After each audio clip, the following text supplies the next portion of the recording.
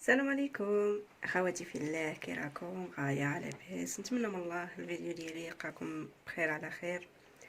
اليوم خوتي جبنا وصفه جديده تاني على حساب الكحه. مومو هذا تاع البرد وكل شيء راكم عارفين، على حساب وليداتنا تاني الصغار ما يبغوش يشربوا لنا السير وكل شيء. جبنا لهم طريقه سهله وبسيطه موجوده في كل بيت.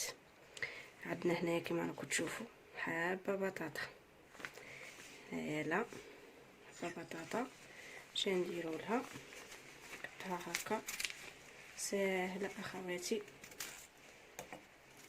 غير هكا نديرو لها بتيدي تساعدنا تولي كيما نقولوا سيرو طبيعي. هاني الفرماسي كاع ما يخدمش معانا حنايا. هادي ونديروها كيما راكم تشوفوا معلقه تاع السكر.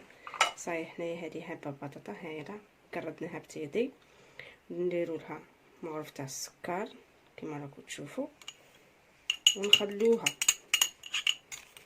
هنايا ما نديرو لا ما لا والو، عادي تطلق لنا كما نقولوا يولي كيسيرو الوليدات الصغار للكبار، يعني مزيانه ومليحه.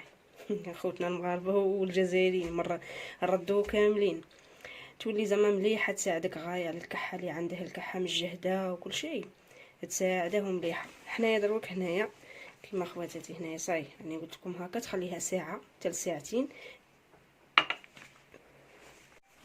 هانا خوتي كيما ولا لنا بعد ساعه حتى لساعتين، المهم زعما الوقت عندك يولي ها سيرو نيشان. ها ولا وهذه البطاطا تقلعيها وتقيسيها، يعني تشربيها والله العظيم مجربه ومليحه بزاف بزاف اللي عندها الكحه.